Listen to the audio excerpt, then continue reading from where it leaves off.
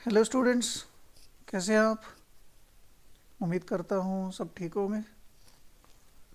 तो जैसा कि हमारी सीरीज़ चल रही है उसका लेक्चर नंबर 4 है, जिसमें आज के हमारे टॉपिक रहेंगे सोशल इंस्टीट्यूशंस।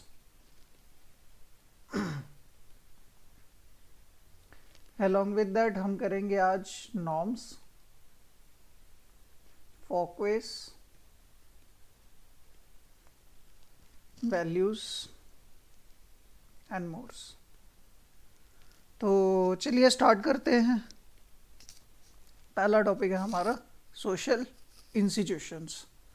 तो सोशल इंस्टीट्यूशंस बेसिकली होता क्या है, उसके बैकग्राउंड की चीज़ें समझा देता हूँ। उसके लिए मेन कंटेंट क्या है, नीड क्या है, तो उसके ऊपर ही हमारे सोशल इंस्टीट्यूशंस बनते हैं।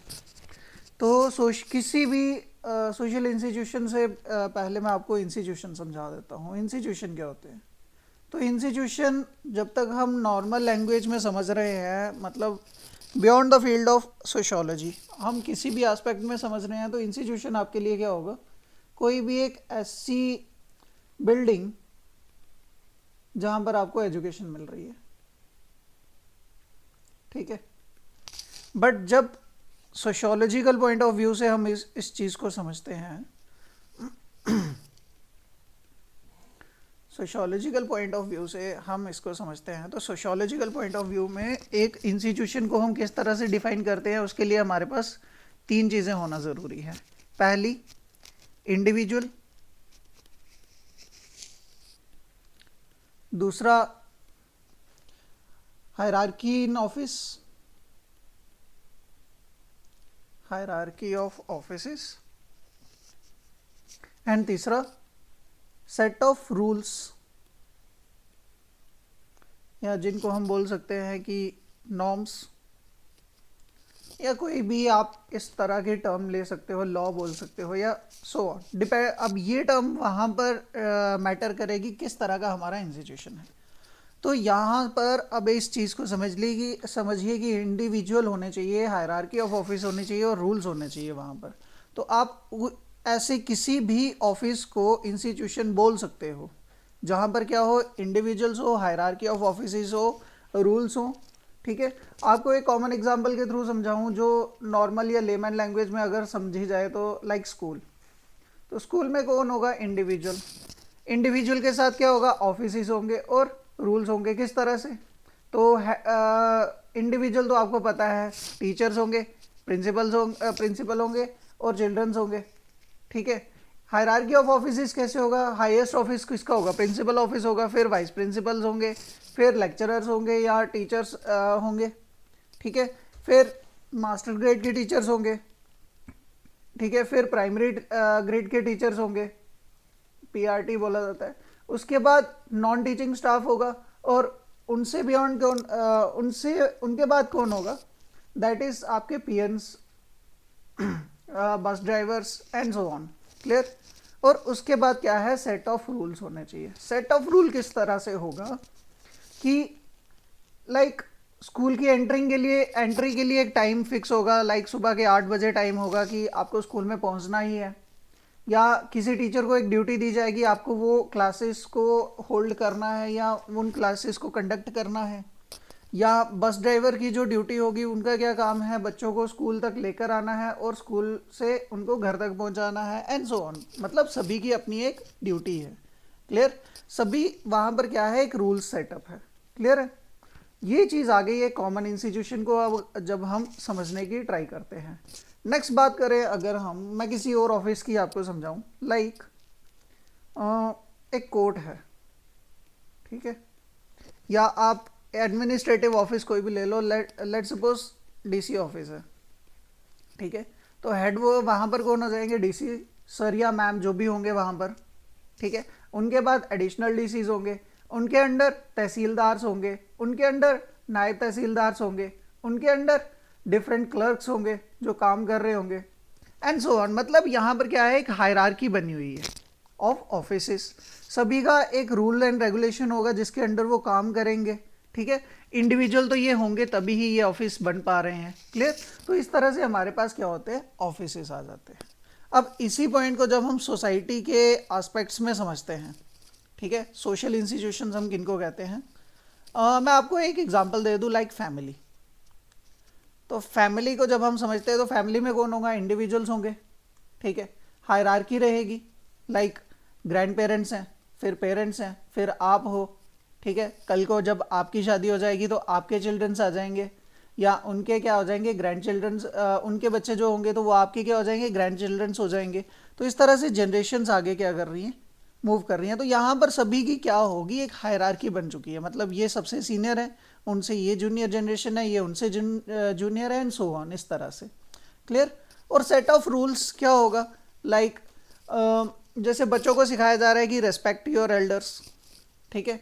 या फादर की जो रूल्स है, फादर के लिए क्या रूल्स हैं कि उनको ओन कर मतलब कमा के लाना है और नीड्स फुलफिल करनी है ऑफ एवरीवन इन फैमिली। तो ये डिफरेंट तरह के रूल्स है, जिस तरह से हमारी फैमिली क्या बन जाती है? एक सोशल इंस्टीट्यूशन बन जाता है। क्लियर? तो ये होते हैं हमारे पास सोशल इंस्टीट्यूशंस। आई होप, मुझे लग रहा है यहाँ तक आपके ये डाउट्स या इसके बारे में जो भी आपका कंसेप्ट है वो क्लियर हो चुका है। लाइकवाइज मैरिज भी होगी।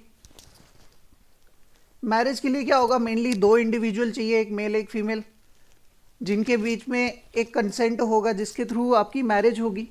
Not only their consent but as well their families consent. Clear? Individual की प्रेजेंस, इंडिविजुअल वाला पॉइंट हो गया। हायरार्की ऑफ ऑफिसेस, मतलब वहाँ पर क्या होगा? क्लियर होगा कि शादी किसके बीच में होगी, ठीक है। वो इंडिविजुअल अपना कंसेंट दे चुके होंगे तो ही शादी होगी। और उसके बाद रूल्स एंड नॉर्म्स रहेंगे, मतलब शादी के लिए कस्टम्स जो होंगे या रिचुअल्स जो होंगे या जो भी एक्शंस होंगे वो सभी डिफाइंड होंगे पहले ही। तो इस तरह से मैरिज भी हमारे पास क्या हो जाती है? एक सोशल इंस्टीट्यूशन बन जाती है। ये कल के लेक्चर में मैं आपको और इलेबोरेटिवली क्लियर करूँगा, ठीक है। तो यहाँ पर मुझे लग रहा है आप सोशल इंस्टीट्यूशन आपको क्लियर हो चुका है, ठीक है। नेक्स्ट टॉपिक देख लेते हैं हमारे पास। इसी में या इसी की पहले डेफिनेशन समझने की ट्राई करते हैं। सोशल इंस्टीट्यूशन क्या हो जाते हैं कि इंस्टीट्यूशन क्या है? कम्प्लेक्स इंटीग्रेटेड ऑर्गेनाइजेशन है जहाँ पर social heritage meeting some persistent needs और वांट, अपनी नीड्स को फुलफिल करने के लिए एक इंस्टीट्यूशन की फॉर्मेशन हो रही है। समर क्या कहते हैं कि इंस्टीट्यूशन में क्या होगा? कंसेप्ट किसका? आइडियाज़ का, इमोशन का, डॉक्ट्राइंस का और इंटरेस्ट का, और उसका स्ट्रक्चर होगा। बोगार्डिस भी यही कहते हैं कि सोशल इंस्टीट्यूशन क्या है? स्ट्रक्चर है सोसाइटी का जो ऑर्गेनाइज रखता है टू फुलफिल देयर नीड्स, ठीक है, थ्रू एस्टैब्लिश्ड प्रोसीजर। क्लियर? चलिए फंक्शंस देख लो आप इंस्टीट्यूशंस के। तो फंक्शंस मैं आपको कल करवाता हूँ, सो दैट आपके जो सोशल इंस्टीट्यूशंस हैं ना, ये मैरिज, फैमिली, किनशिप, यहाँ पर आपको रिलेट हो जाए। क्लियर है? अगर नीड है तो आप देख सकते हो। फीचर्स अभी मुझे लगता नहीं है आपके एग्जाम में पूछे, बट कल करवा दूंगा मैं, डोंट वरी। तो नेक्स्ट है हमारा सोशल नॉर्म्स। अब नॉर्म्स क्या होते हैं, ठीक है, अब इस चीज़ को समझ लेते हैं।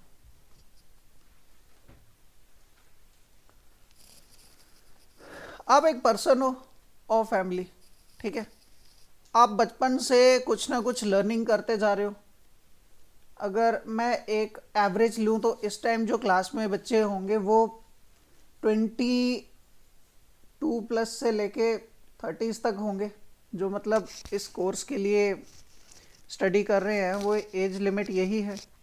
तो आप इसके बियॉन्ड भी, मतलब जब से आप पैदा हुए हो, लाइक 6 मंथ का मैं ले लूँ, जब आप 6 महीने के थे तब से कुछ ना कुछ लर्न करते आ रहे हो, ठीक है। तो एक कंटिन्यूस हमारे पास क्या रहेगी? एक लर्निंग की प्रोसेस है, ठीक है। अब उस प्रोसेस के साथ क्या हो जाती है? कुछ एक्शंस परमानेंट हो जाती हैं, ठीक है, जो आपकी डेली रूटीन का पार्ट बन जाती हैं, ठीक है। ऐसा नहीं है कि ये परमानेंट हो भी सकती है और टेम्परेरी भी हो सकती हैं। डेली रूटीन का पार्ट बन जाती हैं, और जब ये हमारी सोशल लाइफ में एक्ट करना शुरू कर देती हैं, इनको हम बोल देते हैं नॉर्म्स, सोशल नॉर्म्स। क्लियर? तो रीड आउट करें अगर इस चीज़ को, तो सिंपल टर्म्स में नॉर्म्स क्या है? Guidelines which direct are conduct in a particular situation. Sociologist के लिए नॉर्म्स क्या है? Means any shared standard of behaviour which in turn entail certain expectation of behaviour in A given situation. अब जो learning की हुई है, ठीक है, अब वो आप कहीं ना कहीं अप्लाई भी तो करोगे। जब अप्लाई कर रहे हो वो आपका बिहेवियर को डिफाइन कर रही है, और वही बिहेवियर आपके लिए क्या बन जाते हैं, सोशल नॉर्म्स। क्लियर? तो यही चीज़ यहाँ पर ऑक्सफर्ड डिक्शनरी के थ्रू समझ, ऑक्सफर्ड डिक्शनरी में क्या है सोशोलॉजी की डेफिनेशन, या सोशोलॉजी बुक में सोशल नॉर्म्स की डेफिनेशन क्या है कि नॉर्म क्या है, शेयर्ड एक्सपेक्टेशन है of behaviour that connotes what is considered culturally desirable and appropriate. मतलब आप जो भी सीख चुके हो अभी तक उसका पार्ट। हर्लम्बर्ग सर क्या कहते हैं, a norm is a specific guide to action acceptable and appropriate behavior in particular situation। Clear? तो नॉर्म्स क्या है, रिलेटिव फीचर के हैं, डिफरेंट सोसाइटीज़ के डिफरेंट नॉर्म्स होते हैं, या उसके जो मेंबर्स हैं उनका डिफरेंट बिहेवियर होगा। ठीक है? Even in one society the norms may differ from community to community. एक सोसाइटी के अंदर भी हमारे पास डिफरेंट कम्युनिटीज़ होने की वजह से डिफरेंट नॉर्म्स हो सकते हैं। सिंपल एग्जांपल दूं मैं आपको, तो यहाँ देखिए, एक सेकेंड,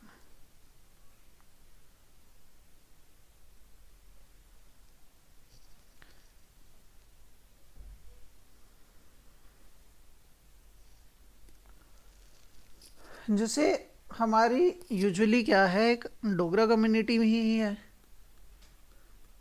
तो डोगरा में डिफरेंट डिस्ट्रिक्ट्स है, और हर डिस्ट्रिक्ट का हमारे पास क्या है, डिफरेंट टाइप्स है, या डिफरेंट कम्युनिटीज़ हम बोल सकते हैं। जैसे डोगरा की छोड़ो, हम ये बोल सकते हैं कि जम्मू डिवीज़न ले लो। ठीक है? तो जम्मू डिवीज़न में क्या है, डोगरास हैं, पंजाबीज़ हैं, जट्स हैं, या आप कह सकते हो कि गुजर्स हैं, बकरवाल्स हैं। तो डिफरेंट कम्युनिटीज़ भी हमारे पास है, और हर कम्युनिटी के जो नॉर्म्स होंगे वो डिफरेंट होंगे। क्लियर है? तो ये है हमारे पास सोशल नॉर्म्स। टाइप्स क्या है सोशल नॉर्म्स की, एक हमारे पास ये डिफाइन की गई है, दो तरह से क्लासिफाई किया जाता है नॉर्म्स को। एक है prescriptive and second is proscriptive. तो प्रिस्क्रिप्टिव नॉर्म क्या होता है, is positive in form and spell out from forms of behaviour which role players are expected to follow.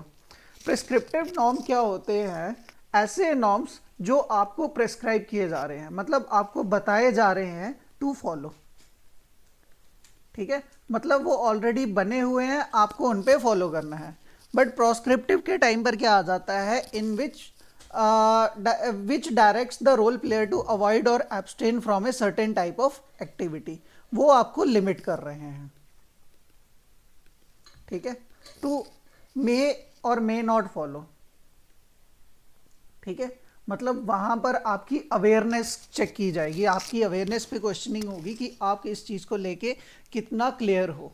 The letter, इसको डबल टी है यहाँ पर, tend to be more inflexible in that behavior is defined as either complaint or deviant, whereas prescriptive norms involve behavioral degrees of conformity। Obviously आपका यहाँ पर behaviour degree किस तरह से दिखाई जाएगी, दैट मीन्स कि आपको जो बताया जा रहा है आप उसको फॉलो कर रहे हो, बट जब आप क्वेश्चनिंग करना शुरू कर देते हो वहाँ पर आपके बिहेवियरल चेंजेस या बिहेवियरल डायनामिक्स आपके ऑब्जर्व किए जाते हैं by other members of society. Clear? Next हमारे पास देखा जाए कि नॉर्म्स कैसे होंगे, इधर फॉर्मल होंगे और इनफॉर्मल होंगे। फॉर्मल लॉज, फॉर्मल नॉर्म्स वो होंगे जिनको एक लीगल ऑथराइजेशन है, लीगल ऑथराइजेशन है, वो होंगे हमारे पास फॉर्मल नॉर्म्स। ठीक है? Generally be written down and involve strict rules for punishment of violators. ठीक है? Laws are an example of formal norms. ठीक है? कॉमन एग्जाम्पल ले सकते हो कि जैसे हमें शुरू से सिखाया जाता है कि रेड लाइट दिखते ही ट्रैफिक सिग्नल पे हमें स्टॉप होना है, बट कुछ होते हैं जे स्क्वेयर वाले, जवानी का जोश, वो क्या करेंगे, रेड लाइट जंप करेंगे, फिर आगे जाके पकड़े जाएंगे, फिर वो चालान भरेंगे, कितने का भी हो सकता है, वो डिपेंड करेगा फिर आगे ट्रैफिक वालों के इंटरेस्ट पे। क्लियर? ये एक एग्जांपल दी फॉर्मल नॉर्म्स इस तरह से हमारे पास अवेलेबल होते हैं जिनको रिटन डाउन है वो कहीं ना कहीं, मतलब उनके एक एविडेंस है हमारे पास। क्लियर है? जैसे उसकी एग्जांपल है लॉ, ठीक है, जैसे आप कुछ भी ले एग्जांपल डाल सकते हो, लाइक कॉन्स्टिट्यूशन, आईपीसी, सीआरपीसी, जैसे आप आजकल उनके नाम चेंज हो रहे हैं। Next informal norms. तो इनफॉर्मल नॉर्म्स कौन से हैं? जो सिर्फ समझे जा रहे हैं, ठीक है, आप उस पर कोई आपको लिखा हुआ कहीं पर भी नहीं है, एविडेंट नहीं है, लाइक आपको बता दिया जाएगा रिस्पेक्ट योर एल्डर्स या रिस्पेक्ट एवरीवन, ठीक है, अब आप करो चाहे ना करो वो आपकी मर्ज़ी है, आपने सीख लिया है, कहीं पर पढ़ा हुआ देख लिया था, अब मर्ज़ी कर रही है कि बदतमीज़ी करनी है तो कर लो, नहीं करनी है तो तुम्हारी मर्ज़ी है। तो इस तरह से हमारे पास क्या होंगे? Informal norms. तो फर्दर किंग्सले डेविस ने भी इसको डिफ़ाइन किया है, नॉर्म्स किस तरह से हमारे पास सोसाइटी में डिफरेंट टाइप्स में अवेलेबल रहते हैं, ठीक है। जब इसी चीज़ को क्लासीफाई किया किसने? किंग्सले डेविस ने, तो उसमें हमें ये टाइप्स ज़्यादा मिली जिनको हम अभी पढ़ने वाले हैं। किंग्सले डेविस आगे दिखाते हैं नॉर्म्स किस तरह से फॉकवेज में, मोर्स में, लॉज में, institutions, custom, morality and religion, conventions and etiquettes और फैशन में। क्लियर? चलिए नेक्स्ट देख लेते हैं। फंक्शंस क्या हैं नॉर्म्स के? क्या करते हैं? रेगुलेट करते हैं, कंट्रोल करते हैं ह्यूमन बिहेवियर। ऑब्वियसली अगर जो हमने सीखा हुआ है बचपन से, ठीक है, अगर हम उसको फॉलो नहीं करेंगे तो हमें यही कंसिडर किया जाता है कि इनके एटिकेट्स ख़राब है या इनकी जो ग्रूमिंग है वो बहुत गलत वे में की गई है, ठीक है। They help in satisfying our needs, social needs, ठीक है, mitigating tension and conflicts in society, measuring scale to evaluate social behavior, act as ideals and objectives in certain situations and help in predicting behavior. Clear? तो यहाँ पर हमारा social norms का topic जो है या इसके जो फीचर्स वगैरह हैं ये सब ख़त्म होता है। नेक्स्ट हम देखेंगे यहाँ पर फॉकवेज को। फॉकवेज हमारे पास क्या होते हैं? फॉकवेज का बेसिकली कंसेप्ट दिया था हमें विलियम जी समर ने, और ये अमेरिकन सोशोलॉजिस्ट हैं, ठीक है। ये पूछा जा सकता है, छोटी छोटी चीज़ें हैं, कभी कभी मज़े लेने के लिए भी आपसे 2-4 क्वेश्चन ऐसे डाल दिए जाएंगे जो रेलेवेंट तो नहीं होंगे बट हाँ पूछे जाएंगे, क्योंकि सोशोलॉजिस्ट कहीं का भी हो, डिपेंड कर इम्पॉर्टेंट है जो उन्होंने कंट्रीब्यूशन दिया है, लेकिन JKSS भी है, कुछ भी कर सकती है। तो फॉकवेज क्या है? डिस्टिंग्विश किए जाते हैं मोर से अलग। क्या कैसे बनाए जाते हैं? By the degree up to which members are compelled to conform to them, ठीक है। तो कॉमन लैंग्वेज में आपको समझा दूं मैं फॉकवेज होते क्या हैं।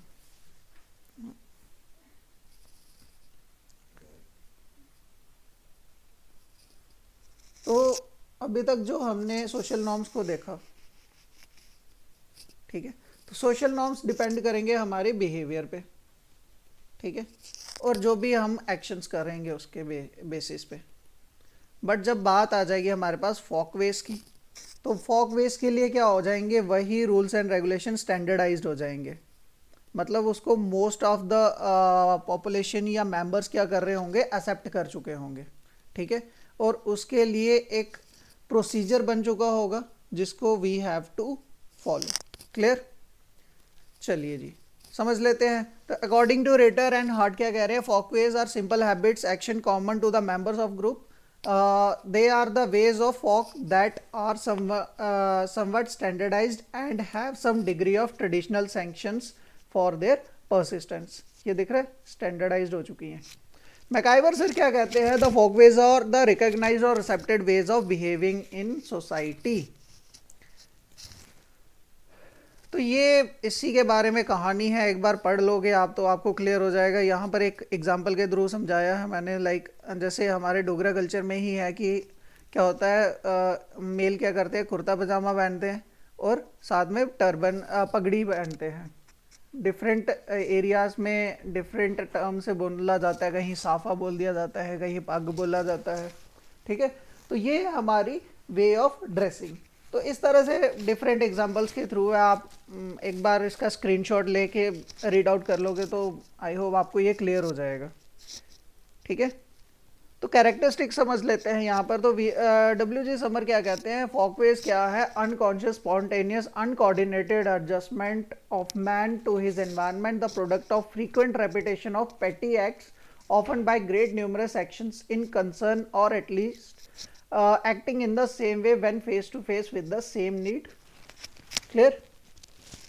तो कैरेक्टरिस्टिक्स में क्या कहते हैं, फॉकवेज अराइज स्पॉन्टेनियसली, मतलब एक मोमेंट में ही रेडी हो जाते हैं, out of the fundamental fact that man must act in order to live, तो वो इंसान को फॉलो करने ही पड़ेंगे, मस्ट।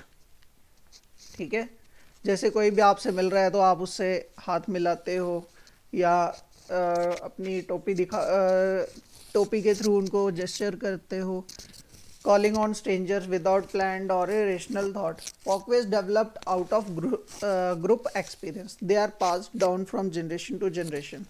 ठीक है, they change as culture changes or when we enter different situations.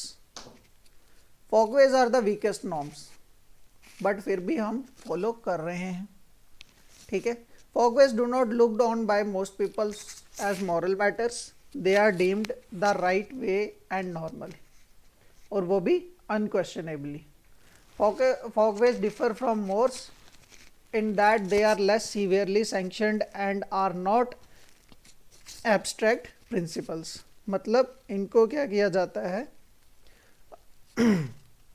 Severely sanctioned है और एब्स्ट्रैक्ट नहीं है, कंक्रीट है। ठीक है, फॉकवेज में be sometimes do become burdensome. Obviously जब चीज़ कुछ, जो भी चीज़ एक्स्ट्रा हो जाए या ओवर हो जाए तो वो कहीं ना कहीं प्रेशराइज हो जाती है। ठीक है, तो इस तरह से हमारे पास फॉकवेज का जो कंसेप्ट था ये भी यहाँ पर कवर होता है। और कैरेक्टरिस्टिक्स आप एक बार रिवीजन टाइम पर वीडियो को 1.25x पे डाल दोगे या 1.5x पे डाल के भी सुन लोगे ना, तो आई कैन एश्योर यू कि आपका ये टॉपिक भी यहाँ पर ख़त्म हो जाएगा और आपका क्लियर हो जाएगा। क्लियर? चलिए नेक्स्ट टॉपिक की तरफ चलते हैं। तो नेक्स्ट टॉपिक है हमारा मोर्स। ठीक है, तो मोर्स क्या है?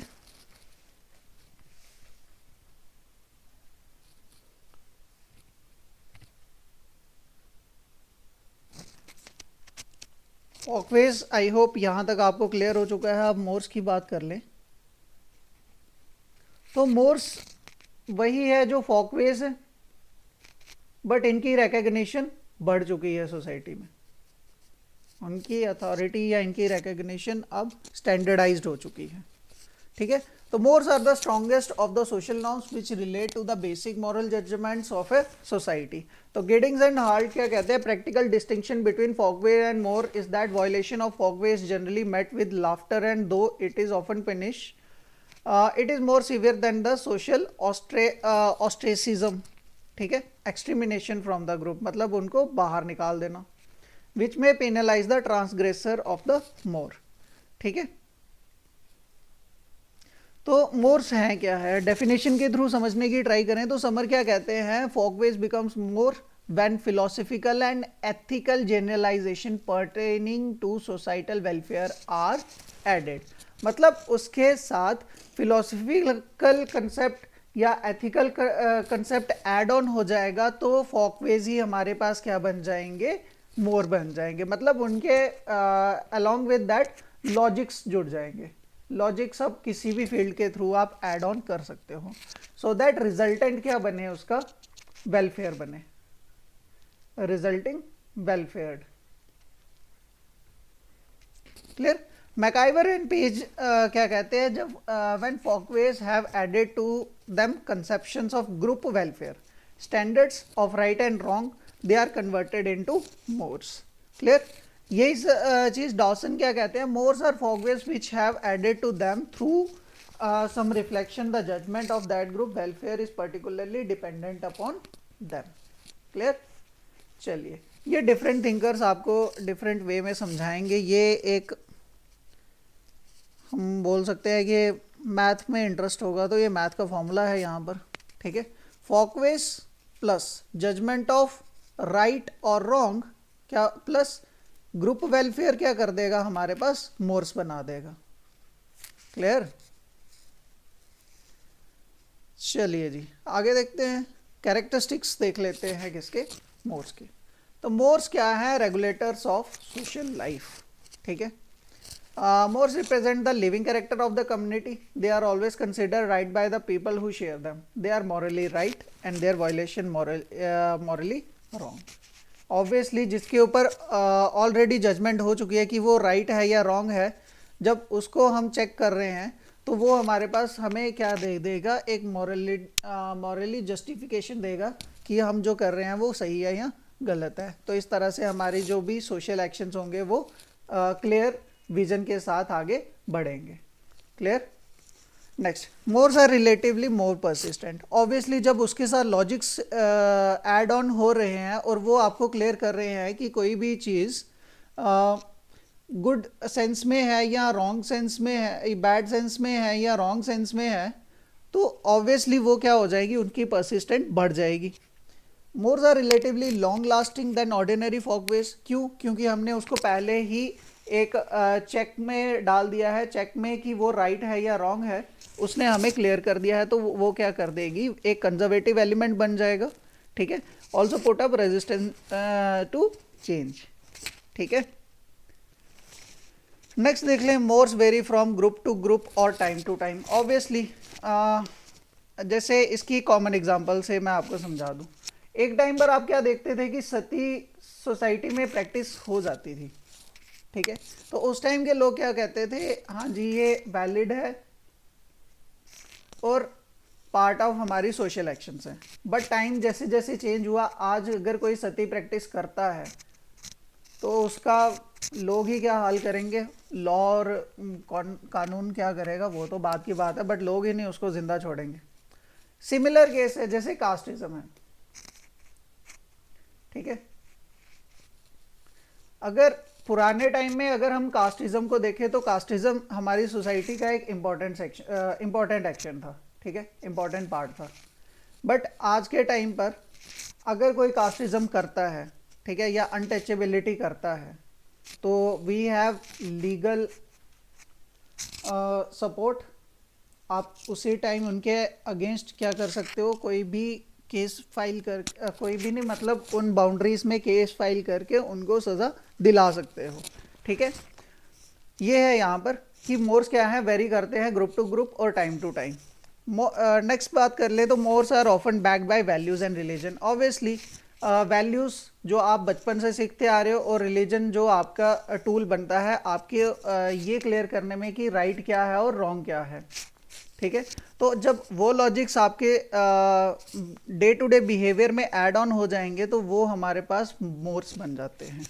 क्लियर। चलिए जी आगे देखते हैं। तो मोर्स भी यहाँ पर हमारा कवर हो गया है। ठीक है। मुझे आपको लग रहा होगा कि जल्दी टॉपिक हो रहे हैं, बट यहीं से आपका कवर हो जाएगा। क्लियर।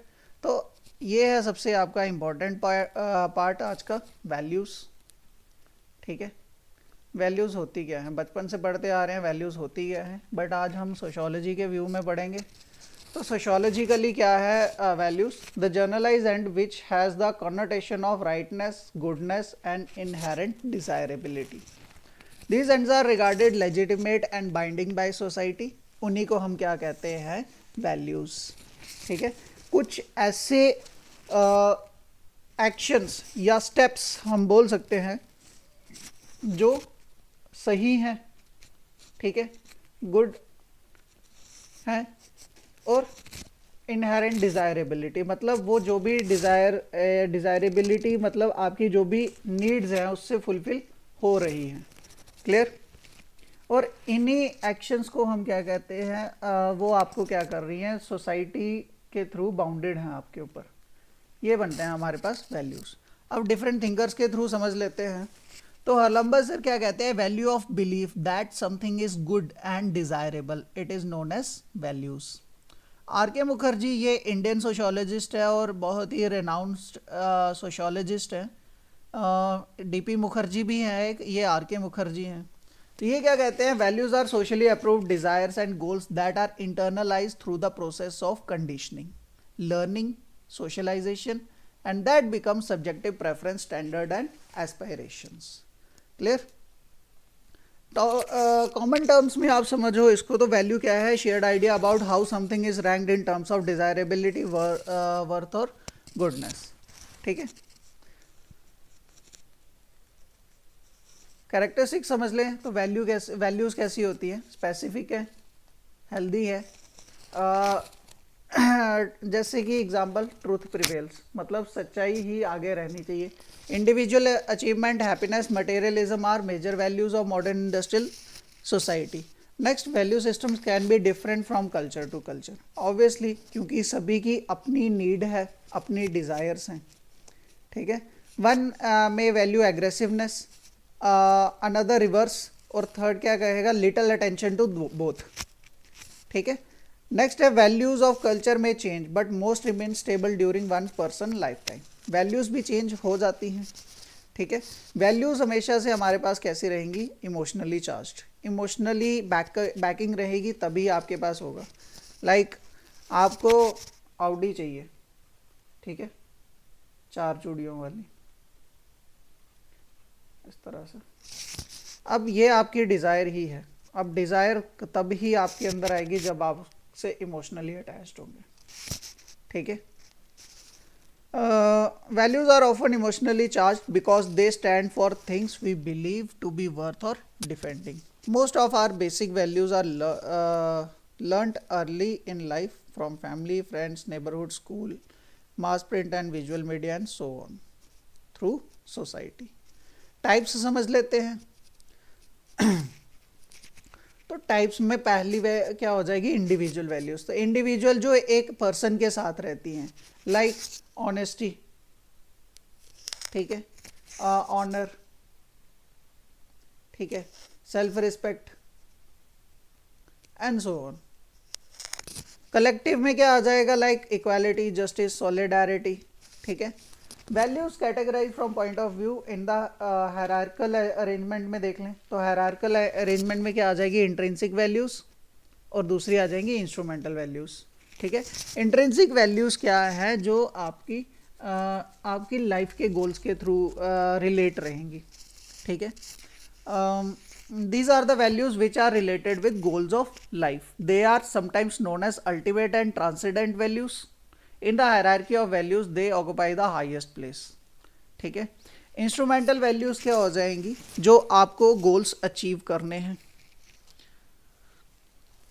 जो आपको गोल्स अचीव करने हैं उनमें हेल्प करने वाले। These values come after intrinsic in the scheme of gradation of values. ठीक है, जब आप जो भी आपके गोल्स है लाइफ में उनको अचीव करोगे तो उसको जो सपोर्ट कर रहे होंगे वो हमारे पास क्या हो जाएंगे? Instrumental values. ठीक है,